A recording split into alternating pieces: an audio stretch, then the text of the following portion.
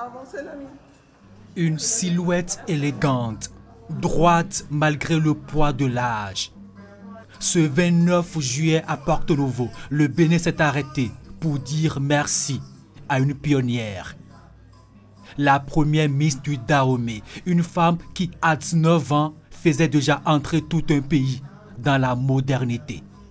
À seulement 19 ans, elle devient Miss Dahomey, puis ambassadrice culturelle sur la scène internationale.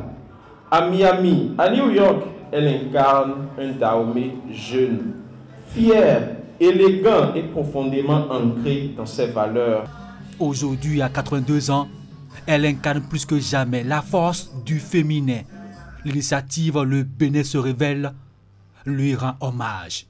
C'est parti d'une photo sur les réseaux sociaux que j'ai découverte. Et dans les commentaires, j'ai trouvé les commentaires de deux filles de Miss Dahomey qui disaient que leur maman vivait à Porto Novo, qu'elle avait 82 ans. Donc dans la dynamique du Bénin, le Bénin se révèle, qui consiste à révéler les femmes qui ont marqué l'histoire du Bénin et qui impactent la société. J'ai trouvé comme une évidence de la révéler.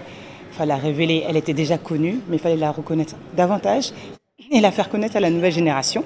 L'une des premières speakerines de Radio Nationale, formée en France, devenue fonctionnaire internationale, son parcours est celui d'une femme libre, audacieuse, que rien ne prédestinait à la lumière, mais qu'il a mérité à la force de son charisme et de son courage.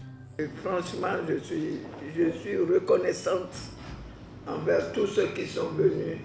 Je suis reconnaissante pour le Dahomey, pour le Bénin. Je dis, je n'ai pas 82 ans, mais par humour, je dis, j'ai 10 ans, 8 plus 2 égale 10.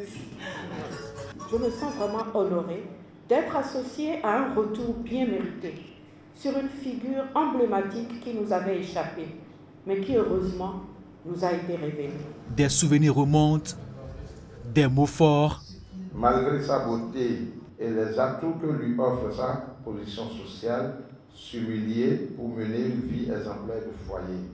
Des rires, des larmes aussi. Une émotion forte, vraie et immense, elle traverse toute la salle. Et puis soudain, au son de la musique, elle se lève et danse, à petits pas, mais avec toute la grâce d'autrefois.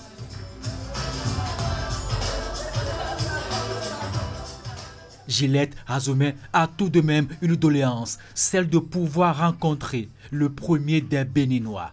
Mon souhait le plus ardent, c'est de voir le président Patrice Talon un jour. J'ai vu beaucoup de présidents, mais je suis sa miss et il ne m'a jamais vu, je veux le voir. Gillette Azomeh, à 82 ans, n'a jamais réclamé la lumière, mais elle l'a toujours portée en elle.